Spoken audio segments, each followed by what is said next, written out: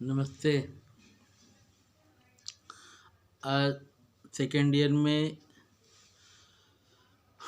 Course 9 में हम लोगों को पढ़ना है टेबुलेशन ऑफ डाटा।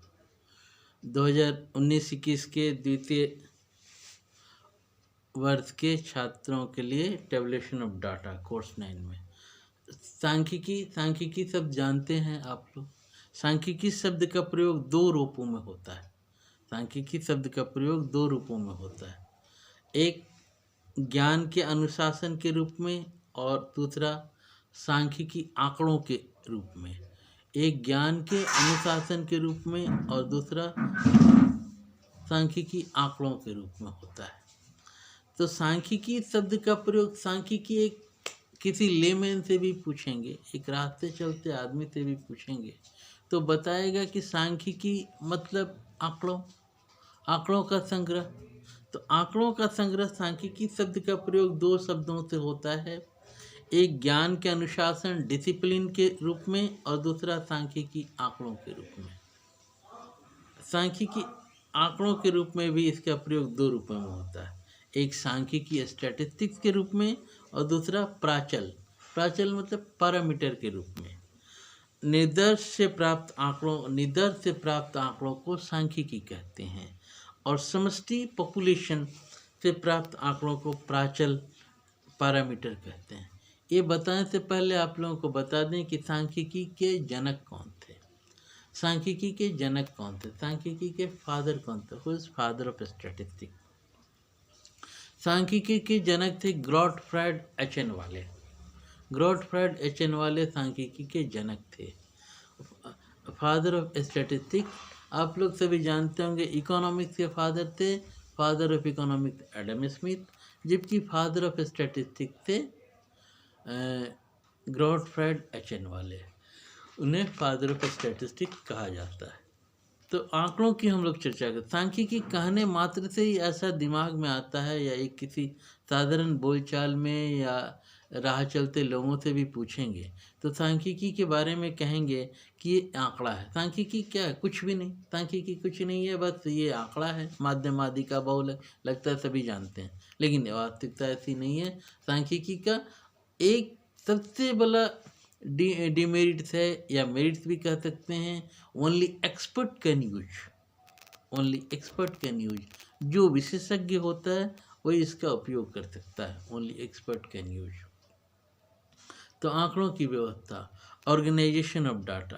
तो डॉक्टर कपिल के अनुसार व्यवस्था वह पद्धति है जिसके अनुसार प्राप्त आंकड़ों को सजातीय गुणों के आधार पर विभिन्न वर्गों में सारणीबद्ध किया जाता है, जिससे उनका रूप अधिक सरल, बोधगम्य, तुलनात्मक, संबंधात्मक और विवेचनात्मक बन सके। क्लियर? आंकड़ों की व्यवस्था। आंकड़े जब हमें प्राप्त होते हैं तो आंकड़ों की हम व्यवस्था करते हैं।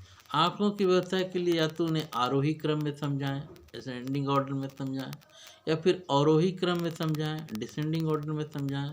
अल्फ़ाबेटिकल भी समान जाति का है, उस तरफ भी उसको अध्ययन करते हैं। तो आंकड़ों की व्यवस्था उसके सजातीय गुणों के आधार पर करते हैं। तो आंकड़ों, डॉक्टर कपिल के अनुसार व्यवस्था वह पद्धति है जिसके अनुसार प्राप्त आंकड़ों को सजातीय गुणों के आधार पर विभिन्न वर्गों में सारणीबद्ध किया जाता है, जिससे उनका रूप अधिक सरल, बोधगम्य, तुलनात्मक, संवादात्मक और विवेचनात्मक बन सके। आंकड़ों की व्यवस्था के लिए उनको 3 तरीके से आंकड़ों की व्यवस्था की जाती है। ठीक है, अभी तक जो हमने चर्चा की कि सांख्यिकी क्या है और सांख्यिकी के जनक कौन है, फिर से एक बार मैं दोहरा देता हूँ। सांख्यिकी से तात्पर्य आंकड़ों का ही संग्रह नहीं है। आंकड़ों का संग्रहण, संकलन, विश्लेषणात्मक, विवेचनात्मक, निष्कर्ष, जितने पूरे प्राप्त करने की पूरी एक प्रक्रिया है वो एक सांख्यिकी कही जाती है। सांख्यिकी के जनक गॉटफ्राइड एचन वाले हैं। सांख्यिकी शब्द का प्रयोग दो रूपों में होता है, एक ज्ञान के अनुशासन डिसिप्लिन के रूप में और दूसरा सांख्यिकी आंकड़ों के रूप में। सांख्यिकी आंकड़ों के रूप में भी इसका प्रयोग दो रूपों में होता है, एक सांख्यिकी स्टैटिस्टिक्स के रूप में और दूसरा प्राचल पैरामीटर के रूप में। निदर् से प्राप्त आंकड़ों को सांख्यिकी कहते हैं। समष्टि पॉपुलेशन से प्राप्त आंकड़ों को प्राचल पैरामीटर कहते हैं। इसके पश्चात आंकड़ों की व्यवस्था, आंकड़ों को उनके सजातीय गुणों के आधार पर व्यवस्थित किया जाता है। डॉक्टर कपिल कहते हैं, व्यवस्था वह पद्धति है जिसके अनुसार प्राप्त आंकड़ों को सजातीय गुणों के आधार पर विभिन्न वर्गों में सारणीबद्ध किया जाता है, जिससे उनका रूप अधिक सरल, बोधगम्य, तुलनात्मक, संबंधात्मक और विवेचनात्मक बन सके। आंकड़ों की व्यवस्था अग्रलिखित तरीके से की जाती है। पहला वर्गीकरण, दूसरा सारणीयन, तीसरा आलेख निरूपण। First classification, tabulation and graphic representation. वर्गीकरण क्या है, क्लासिफिकेशन क्या है? तो वर्गीकरण वह प्रक्रिया है जिसमें एकत्रित आंकड़े या सामग्री को किसी चर लक्षण प्रॉपर्टी के सापेक्ष उनकी समानता या असमानता के आधार पर विभिन्न समूहों या वर्गों में बांट दिया जाता है। सापेक्ष उनकी समानता या असमानता के आधार पर विभिन्न समूहों या वर्गों में बांट दिया जाता है। यह प्रक्रिया या क्रिया वर्गीकरण कही जाती है। क्लियर? आंकड़ों की व्यवस्था किन तरीकों से की जाती है? आंकड़ों की व्यवस्था 3 तरीकों से की जाती है। पहला है वर्गीकरण, दूसरा सारणीयन, तीसरा आलेख निरूपण। पहला वर्गीकरण से तात्पर्य क्लासिफिकेशन। वर्गीकरण वह प्रक्रिया है जिसमें एकत्रित आंकड़े या सामग्री को किसी चर लक्षण के सापेक्ष उनकी समानता या असमानता के आधार पर विभिन्न समूहों या वर्गों में बांट दिया जाता है। वह प्रक्रिया या क्रिया वर्गीकरण कही जाती है। दूसरा सारणीयन टेबुलेशन। आप लोग अनुसूची के बारे में भी सोचे होंगे। जब आंकड़ों को एक टेबुलर फॉर्म में रखा जाता है, टेबुलेशन फॉर्म में रखा जाता है, तो उसे अनुसूची कहा जाता है। ये टेबुलेशन है। टेबुलेशन सारणीयन वह प्रक्रिया है जिसमें वर्गीकृत आंकड़ों को पंक्तियों रो और स्तंभों कॉलम्स में व्यवस्थित रूप से रखा जाता है। रो और कॉलम में व्यवस्थित रूप से रखा जाता है। आंकड़ों की सारणीयन विधि, methods of tabulation of data. तो निम्नलिखित चरणों में आंकड़ों का सारणीयन होता है। पहला प्रसार, रेंज, दूसरा वर्गांतर क्लास इंटरवल, तीसरा आवृत्तियों का मिलान टैली द फ्रीक्वेंसी, चौथा आवृत्ति लेखन ग्राफिक रिप्रेजेंटेशन, तीसरा आलेख निरूपण ग्राफिक रिप्रेजेंटेशन। आलेख निरूपण प्राप्त पदार्थों को समझने, उसका विश्लेषण करने और निष्कर्ष निकालने के लिए एक महत्वपूर्ण सांख्यिकी प्रविधि है। प्रविधि टेक्निक आप लोग पढ़े होंगे मेथड पेपर में, फर्स्ट ईयर में। टेक्निक और मेथड हो जाता है विधि और टेक्निक हो जाता है प्रविधि। तो आलेख निरूपण, आलेख एक डायग्राम के रूप में प्रेजेंट करना। तो आलेख निरूपण प्राप्त पदार्थों को समझने, उनका विश्लेषण करने और निष्कर्ष निकालने के लिए एक महत्वपूर्ण सांख्यिकी प्रविधि है। दूसरा है प्रसार से तात्पर्य रेंज किसे कहते हैं? सर्वेक्षण या परीक्षण से प्राप्त सबसे कम तथा सबसे अधिक अंकों के अंतर को प्राप्तांकों का प्रसार कहते हैं। सर्वेक्षण या परीक्षण से प्राप्त सबसे कम तथा सबसे अधिक अंकों के अंतर को प्राप्तांकों का प्रसार रेंज कहते हैं। जैसे किसी सर्वेक्षण या परीक्षण से प्राप्त जैसे किसी सर्वेक्षण या परीक्षण से प्राप्त अंक 20 से 62 तक फैले हुए हैं। हाईएस्ट मान लीजिए 62 है और लोएस्ट है 20। हाईएस्ट है 62 और लोएस्ट है 20, तो range equal to highest score minus lowest score. तो 62 माइनस 20 कितना हो जाएगा? 42। यही प्रसार हो गया। प्रसार इक्वल टू उच्चतम अंक माइनस न्यूनतम अंक। उच्चतम अंक range equal to highest score minus lowest score. 62 minus 20 equal to 42। Clear. अगला टॉपिक है वर्गांतर। वर्गांतर से तात्पर्य क्लास इंटरवल। क्लास इंटरवल जब सर्वेक्षण और परीक्षण से प्राप्त अंक वितरण को एक विशेष ढंग से समान मन के खंडों में विभाजित किया जाता है, तो इस व्यवस्था में अंक वितरण का प्रत्येक खंड वर्गांतर कहलाता है। जब सर्वेक्षण और परीक्षण से प्राप्त अंक वितरण को एक विशेष ढंग से समान मन के खंडों में विभाजित किया जाता है, तो इस व्यवस्था में अंक वितरण का प्रत्येक खंड वर्गांतर कहलाता है। वर्गांतर की तीन विधियां हैं। पहला है समावेशी विधि, वो है इंक्लूसिव मेथड। दूसरा है अपवर्जी विधि, एक्सक्लूसिव मेथड। और तीसरा है शुद्ध या यथावत विधि, प्योर मेथड। क्लियर है? समावेशी विधि, इंक्लूसिव मेथड। दूसरा अपवर्जी विधि, एक्सक्लूसिव मेथड। और तीसरा है शुद्ध या यथावत विधि अर्थात प्योर मेथड। ये है समावेशी विधि। कैसे कहते हैं? समावेशी विधि जिसे अंग्रेजी में क्या कहा जाता है? अंग्रेजी में इंक्लूसिव मेथड कहते हैं। इंक्लूसिव मेथड, ठीक है। इस विधि में वर्णमाला का कोई भी अंक पुनरावृत्ति नहीं करता। इस विधि में वर्णमाला का कोई भी अंक पुनरावृत्ति नहीं करता। वर्गांतर के बनाने में पहले वर्गांतर के आकार, साइज की संख्या को जोड़ देते हैं। साइज मतलब अपर लिमिट नेक्स्ट का लोअर लिमिट नहीं होता है। संक्षेप में समझेंगे कि उच्च सीमा अगले की न्यूनतम सीमा नहीं होती, ठीक है। जैसे 40 to 44, 45 to 40, 40 to 44, 45 to 49, 50 to 54, 55 to 59, 60 to 64, 65 to 69 और 70 to 74, इस तरह। क्लियर है? तो इस तरह 70 से समावेशी विधि।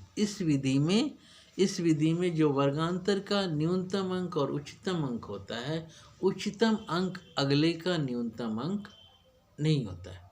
उच्चतम सीमा अगले की न्यूनतम सीमा नहीं होती है। जैसे 40 to 44, 45 to 49, 50 to 54, 55 to 59, 60 to 64, 65 to 69, 70 to 74, इस तरह से। इसके बाद अपवर्जी विधि एक्सक्लूसिव मेथड। इस विधि में न्यूनतम तथा अधिकतम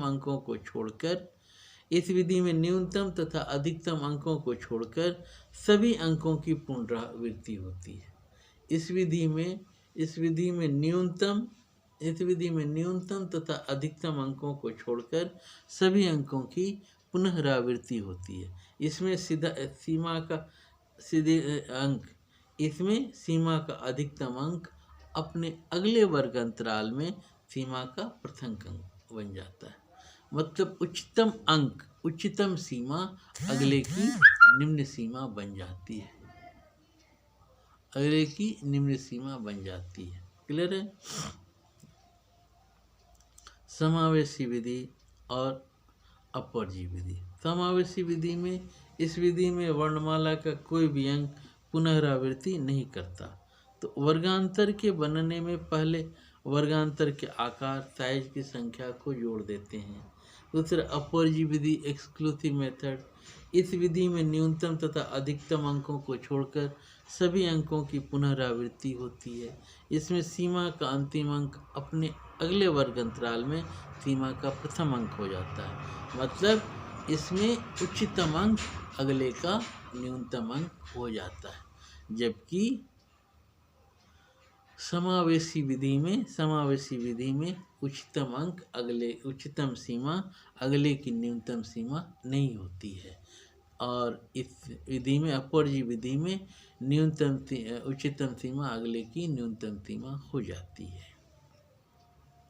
जैसे 40 to 45, 45 to 50, 50 to 55, 55 to 60, 60 to 65, 65 to 70, 70 to 75, इस तरह से।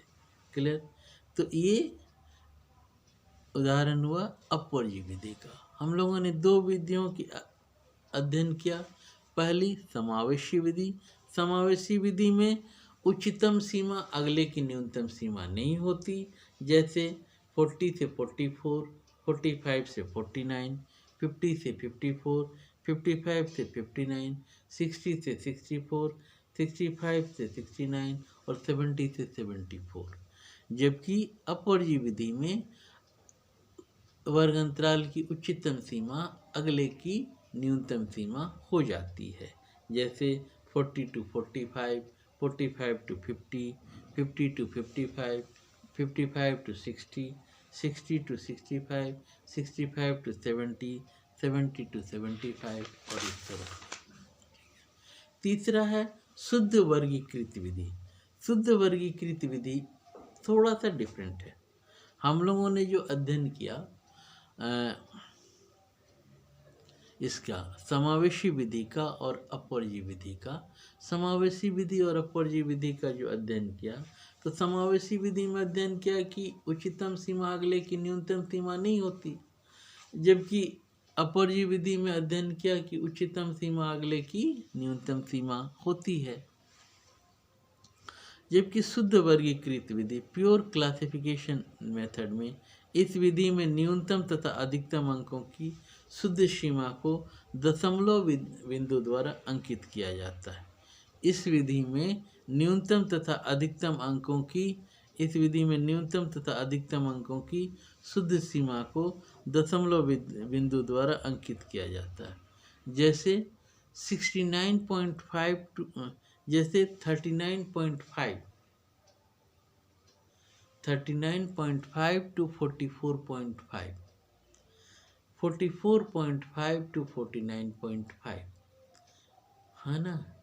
39.5 to 44.5, 44.5 to 49.5, 49.5 to 54.5, फिर 54.5 to 59.5, फिर 59.5 to 64.5, and 64.5 to 69.5, and 69.5 to 74.5। ये हुआ शुद्ध वर्गीकृत विधि। क्लियर है? शुद्ध वर्गीकृत विधि प्योर क्लासिफिकेशन मेथड। इस विधि में न्यूनतम तथा अधिकतम अंकों की शुद्ध सीमा को दशमलव बिंदु द्वारा अंकित किया जाता है। जैसे 39.5 to 44.5, 44.5 to 49.5, 49.5 to 54.5, 54.5 to 59.5, 59.5 to 64.5, 64.5 to 69.5, and 69.5 to 74.5।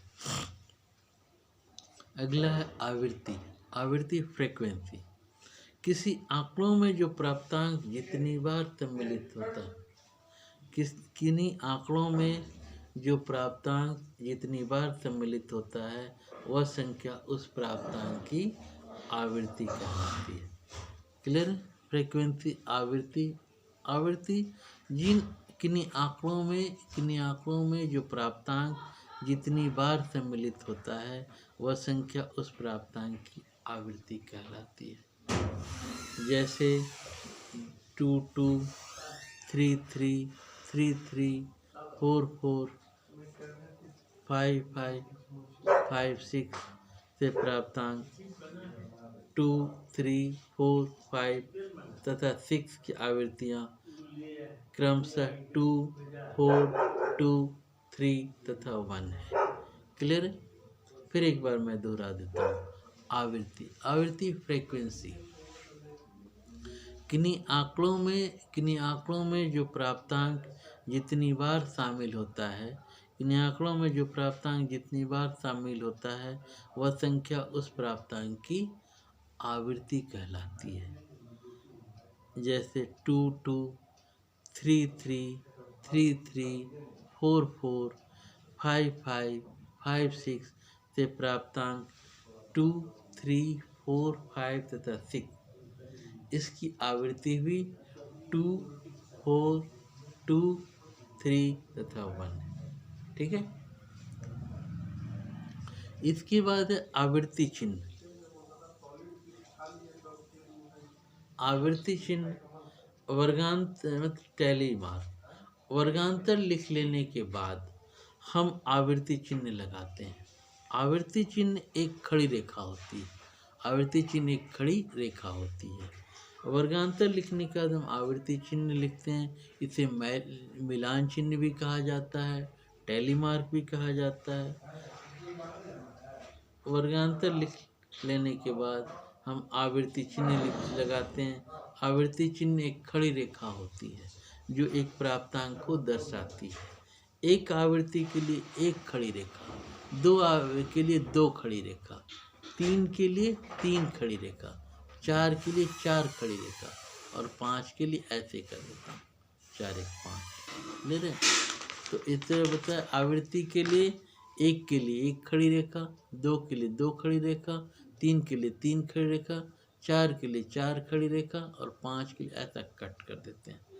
पुनः 6 जब करना होगा तो ये ऐसा 5 और 1 6 ऐसा कर देंगे, 5 1 6। क्लियर है? तो इस तरह से आवृत्ति चिन्ह मिलान चिन्ह को या टेलीमार्क को दर्शाते हैं। इसके बाद वर्गांतर की मध्य बिंदुओं की गणना। आवृत्ति वितरण में वर्गांतरों के मध्य बिंदु भावी गणना की शुद्धता के लिए आवश्यक है। मध्य बिंदु का अर्थ न्यूनतम तथा उच्चतम सीमाओं के मध्य का औसत होता है। मध्य बिंदु equal to upper limit plus lower limit divided by 2, U equal to upper limit, L बराबर लोअर लिमिट। तो किसी वर्गांतर की न्यूनतम सीमा 24 तथा उच्चतम सीमा अगर 29 है तो मध्य बिंदु क्या होगा? फिर एक बार मैं प्रश्न को दोहराता हूँ। किसी वर्गांतर की न्यूनतम सीमा 24 तथा उच्चतम सीमा 29 हो तो मध्य बिंदु क्या होगा? 24 प्लस 29 बाई 2 अर्थात 24 plus 29 divided by 2 equal to 53 by 2 equal to 26.5। फिर आवृत्ति वितरण, फ्रीक्वेंसी डिस्ट्रीब्यूशन। फ्रीक्वेंसी डिस्ट्रीब्यूशन सर्वेक्षण या परीक्षण से प्राप्त आंकड़ों में किसी प्राप्तांक को बार बार आने की प्रवृत्ति को आवृत्ति कहते हैं। सर्वेक्षण या परीक्षण से प्राप्त आंकड़ों में किसी प्राप्तांक के बार बार आने की प्रवृत्ति को आवृत्ति फ्रीक्वेंसी कहते हैं। इन आवृत्तियों से वर्गीकृत आंकड़ों को प्राप्त करने के दौरान विभिन्न वर्गों में प्रदर्शित या वितरित करना ही आवृत्ति वितरण कहलाता है। क्लियर है? आवृत्ति वितरण फ्रीक्वेंसी डिस्ट्रीब्यूशन सर्वेक्षण या परीक्षण से प्राप्त आंकड़ों में किसी प्राप्तांक के बार बार आने की प्रवृत्ति को आवृत्ति फ्रीक्वेंसी कहते हैं। इन आवृत्तियों से वर्गीकृत आंकड़ों को प्राप्त करने के दौरान विभिन्न वर्गों में प्रदर्शित या वितरित करना ही आवृत्ति वितरण कहलाता है। आवृत्ति वितरण कहलाता है। आवृत्ति वितरण तालिका बनाने की विधि के अंतर्गत निम्न पद आवश्यक है। पहला, अंकों का प्रसार, मतलब रेंज ऑफ द स्कोर। प्रदत्तों में उच्चतम अंक हाईएस्ट स्कोर और न्यूनतम अंक लोएस्ट स्कोर के अंतर को प्रसार कहते हैं। ठीक है, प्रदत्तों में उच्चतम अंक हाईएस्ट स्कोर और न्यूनतम अंक लोएस्ट स्कोर के अंतर को प्रसार कहते हैं, रेंज कहते हैं। दूसरा, वर्गांतर, क्लास इंटरवल। और तीसरा, वर्ग विस्तार, size of the class interval. Clear है? पहला, अंकों का प्रसार, रेंज ऑफ द स्कोर। प्रदत्तों में उच्चतम अंक हाईएस्ट स्कोर और न्यूनतम अंक लोएस्ट स्कोर के अंतर को प्रसार कहते हैं। और दूसरा, वर्गांतर, क्लास इंटरवल। और तीसरा, वर्ग विस्तार, size of the class interval. चौथा, वर्गांतरों की संख्या, नंबर ऑफ क्लास इंटरवल। और पांचवा, आवृत्तियाँ, फ्रीक्वेंसीज। तो अगला, सांख्यिकी श्रेणियाँ। सांख्यिकी श्रेणी किसे कहते हैं? सांख्यिकी श्रेणी से तात्पर्य, सांख्यिकी के क्षेत्र में आंकड़े दो प्रकार के होते हैं। सांख्यिकी के क्षेत्र में आंकड़े दो प्रकार के होते हैं। पहला, गुणात्मक आंकड़े और दूसरा, भावात्मक आंकड़े। गुणात्मक आंकड़ों से तात्पर्य गुण से। गुण किसे कहते हैं?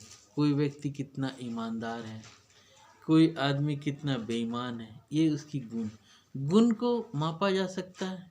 कभी नहीं। तो सांख्यिकी में भावात्मक आंकड़ों का अध्ययन किया जाता है। भावात्मक आंकड़ों या परिमाणात्मक आंकड़ों का ही अध्ययन किया जाता है। इसमें क्वालिटेटिव डाटा का अध्ययन नहीं किया जाता। तो सांख्यिकी श्रेणियाँ दो प्रकार की होती हैं, गुणात्मक आंकड़े और भावात्मक आंकड़े। इस क्षेत्र में गुणात्मक आंकड़ों को भावात्मक आंकड़ों में परिवर्तित करके ही अध्ययन किया जाता है, क्योंकि हम माप सकते हैं कोई आदमी कितना इंच लंबा है, कोई कितना फीट लंबा है, लेकिन कोई कितना ईमानदार है, इसको सांख्यिकी के रूप में नहीं मापा जा सकता। तो इस क्षेत्र में गुणात्मक आंकड़ों को भी भावात्मक आंकड़ों के में परिवर्तित करके उनका अध्ययन किया जाता है। ये भावात्मक आंकड़े होते हैं जैसे खंडित श्रेणी, डिस्क्रीट सीरीज। इस श्रेणी में वे मात्रात्मक आंकड़े आते हैं जिनका मात्र पूर्णांक संख्या में होता है। जैसे कॉलेजों में छात्रों की संख्या, या सदैव पूर्णांक में होगी, 1000, 700, 800 पूर्ण संख्या में होगी। ऐसा थोड़े होगा 500 3/4, ऐसा संख्या नहीं होगी। तो इस श्रेणी में, खंडित श्रेणी, डिस्क्रीट सीरीज में, इस श्रेणी में वैसे मात्रात्मक आंकड़े आते हैं जिनका मान पूर्णांक संख्या में होता है। जैसे कॉलेजों में छात्रों की संख्या, यह संख्या हमेशा पूरे अंकों में होती है। दूसरा है निरंतर श्रेणी। निरंतर श्रेणी मतलब कंटिन्यूअस सीरीज से तात्पर्य, इस श्रेणी में वे मात्रात्मक आंकड़े आते हैं जिसका मान संख्या के सूक्ष्मतम अंक तक व्यक्त किया है। सूक्ष्म नहीं, सूक्ष्मतम, जहाँ तक अंक तक व्यक्त किया जाता है। जैसे छात्रों की ऊंचाई, किसी छात्र की ऊंचाई 152 सेंटीमीटर, 152.2 सेंटीमीटर, 152.9 सेंटीमीटर तक हो सकती है। ये सूक्ष्मतम अंक है। तो हम लोगों ने चर्चा की खंडित श्रेणी, निरंतर श्रेणी, गुणात्मक आंकड़े, मात्रात्मक आंकड़े। गुणात्मक आंकड़ों को मात्रात्मक आंकड़ों में परिवर्तित किया जाता है और परिवर्तन करने के पश्चात ही उनका अध्ययन किया जाता है। ठीक है, ये गुणात्मक आंकड़े और परिमाणात्मक आंकड़े हैं। आंकड़ों का रेखीय प्रदर्शन अथवा आलेखीय निरूपण जब चित्र के रूप में प्रदर्शित किया जाता है, तो उसे आलेखीय निरूपण कहा जाता है। हमने अनुसूची की चर्चा की। जब आंकड़ों को टेबल के रूप में प्रदर्शित किया जाता है तो उसे आंकड़ों की अनुसूची कहा जाता है। जब टेबल के रूप में परिवर्तित किया जाता है तो उसे आंकड़ों की कहा जाता है। और जब उसे ग्राफ के रूप में, जब अनुसूची को ग्राफ के रूप में प्रदर्शित किया जाता है तो उसे आलेखीय निरूपण कहा जाता है। आलेखीय निरूपण कहा जाता है। आंकड़ों का रेखीय प्रदर्शन अथवा आलेखीय निरूपण। Graphical presentation of data. किसी क्षेत्र से प्राप्त आंकड़ों को समझने, उसका विश्लेषण करने और निष्कर्ष निकालने के लिए आलेखीय निरूपण एक महत्वपूर्ण सांख्यिकीय प्रविधि है। किसी क्षेत्र से प्राप्त आंकड़ों को समझने, उसका विश्लेषण करने और निष्कर्ष निकालने के लिए आलेखीय निरूपण एक महत्वपूर्ण सांख्यिकीय प्रविधि है। निश्चित उद्देश्यों की प्राप्ति के लिए आंकड़ों या समंकों को किसी उपयुक्त रूप में प्रस्तुत करना चाहिए। निश्चित उद्देश्यों की सांख्यिकी ऐसा रहता है जिसमें आंकड़ों का संकलन किया जाता है, विश्लेषण किया जाता है और विश्लेषण करने के पश्चात उसका कुछ न कुछ पूर्व निर्धारित उद्देश्य होता है और उस निश्चित उद्देश्यों की प्राप्ति के लिए आंकड़ों को किसी उपयुक्त रूप में प्रस्तुत करना चाहिए। सामान्य रूप से आंकड़ा या तो सारणी में क्रमबद्ध किया जाता है अथवा आलेख में किया जाता है। आलेखीय निरूपण का क्या महत्व? आलेखीय निरूपण का महत्व है, ये पहला आकर्षक होना चाहिए। आलेखीय निरूपण का महत्व पहला आकर्षक, अट्रैक्टिव होना चाहिए। आलेखीय चित्र सुंदर तथा रुचिपूर्ण होते हैं और इसकी सहायता से अध्यापक छात्रों को अनेक तथ्यों की जानकारी प्रदान करते हैं। ये छात्रों को अपनी ओर आकर्षित करता है। डायग्राम, आरेख देखकर बच्चे ज़्यादा आकर्षित होते हैं, छात्र ज़्यादा आकर्षित होते हैं। तो आलेखीय निरूपण के महत्व का पहला महत्वपूर्ण बिंदु है आकर्षक, अट्रैक्टिव। आलेखीय चित्र सुंदर तथा रुचिपूर्ण होते हैं और इसकी सहायता से अध्यापक छात्रों को अनेक तथ्यों की जानकारी देते हैं। ये छात्रों को अपनी ओर आकर्षित करते हैं। दूसरा है सरल और बुद्धिगम्य। Simple and intelligible.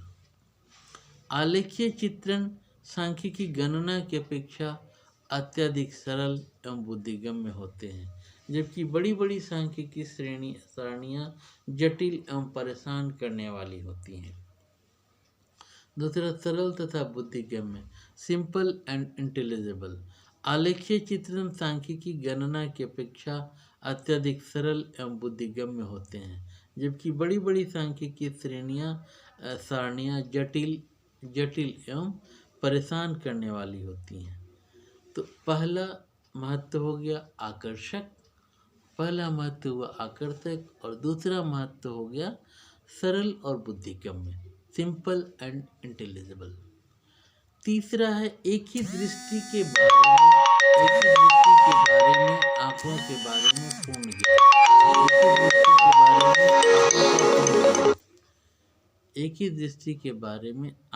पूर्ण ज्ञान।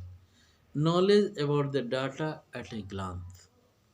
आलेखीय चित्रण की सहायता से एक ही दृष्टि में आंकड़ों के बारे में पूरी जानकारी प्राप्त हो जाती है, जो आंकड़ों के वर्गीकरण एवं सारणियों द्वारा संभव नहीं है। क्लियर? तो पहला महत्व हुआ आकर्षक, दूसरा महत्व हो गया सरल और बुद्धिगम्य, तीसरा एक ही दृष्टि में आंकड़ों के बारे में पूरा ज्ञान। Knowledge about the data at a glance. आलेखीय चित्रण की सहायता से एक ही दृष्टि में आंकड़ों के बारे में पूरी जानकारी प्राप्त हो जाती है, जो आंकड़ों के वर्गीकरण एवं सारणियों द्वारा संभव नहीं है। अगला महत्व है समय और श्रम की बचत, saving of time and energy. सांख्यिकीय गणना अत्यधिक द्रुह और परिश्रम साध्य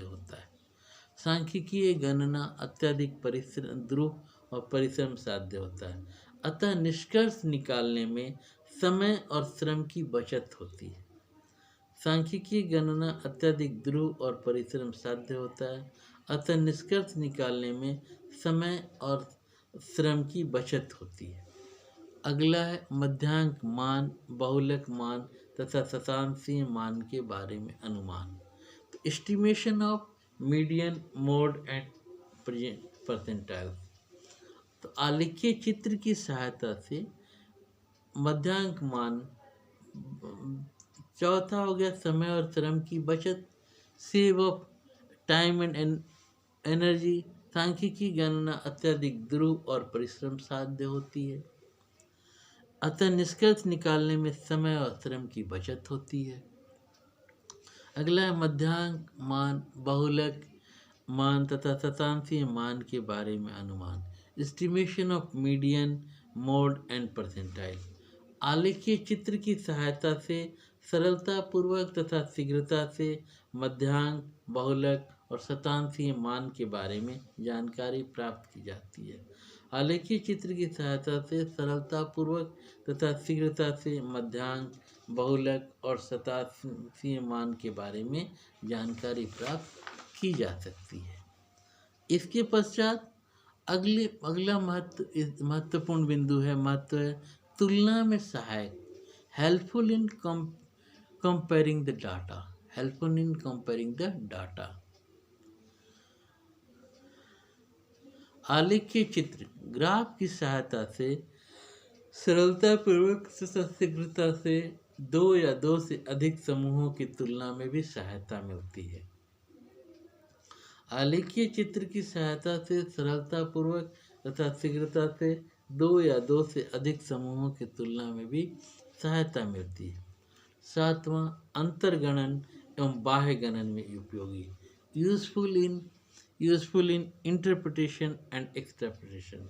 आलेखीय चित्र की सहायता से अंतर्गणन एवं बाह्य गणन किया जा सकता है, जैसे 5, 6, 7, 8, 9, 10, 11, 12 वर्षों के बालकों की औसत ऊंचाई ज्ञात करके दोनों चल राशियों में वेरिएबल्स में ग्राफ खींचा जाए तो ग्राफ की सहायता से 6.5 या 8.5 वर्ग के बालकों की औसत ऊंचाई के बारे में जानकारी प्राप्त कर सकते हैं।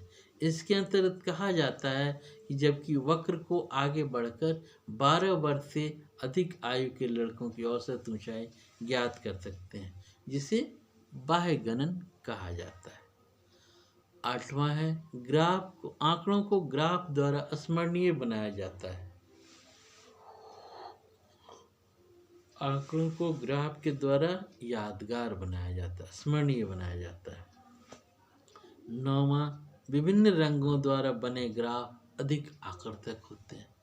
विभिन्न रंगों द्वारा बने ग्राफ अधिक देखते हैं ना, अगर ग्राफ को अट्रैक्टिव बनाना हो अलग अलग रंग से बना दीजिए, अलग अलग क्या डिनोट करें, क्या संकेत कर रहे हैं वो देख लीजिए, तो वो ज़्यादा आकर्षक रहता है।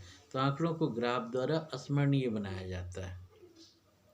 विभिन्न रंगों द्वारा बने ग्राफ अधिक आकर्षक बन जाते हैं, वे सहज ही ध्यान आकर्षित करते हैं। इस प्रकार ग्राफ का उपयोग प्रचार और विज्ञापन के क्षेत्र में अधिक किया जाता है। और 10वां, इससे आंकड़ों की प्रकृति को समझना सरल हो जाता है। इससे आंकड़ों की प्रकृति को समझना सरल हो जाता है। क्लियर है? तो आज हम लोगों ने चर्चा की सांख्यिकी किसे कहते हैं, सांख्यिकी की क्या उपयोगिता है, सांख्यिकी को कैसे बांटा जाता है, सांख्यिकी की आंकड़ों की व्यवस्था कैसे की जाती है। आज हम लोगों ने इसके साथ ही चर्चा की जो सांख्यिकी के महत्वपूर्ण बिंदु हैं, सांख्यिकी के महत्वपूर्ण बिंदु हैं, जैसे आंकड़ों की व्यवस्था के लिए सारणीयन, वर्गीकरण,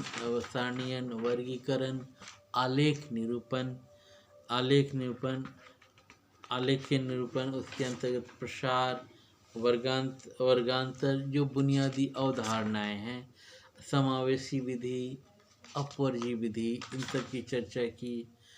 इसके पश्चात आवृत्ति किसे कहते हैं, आवृत्ति वह, फिर आवृत्ति चिन्ह क्या है, टैलीमार 1, 2, 3, 4, 5 जैसे 6 होगा तो ये, इन सब की चर्चा हम लोगों ने की, किस तरह से आवृत्ति चिन्ह के रूप में दर्शा सकते हैं।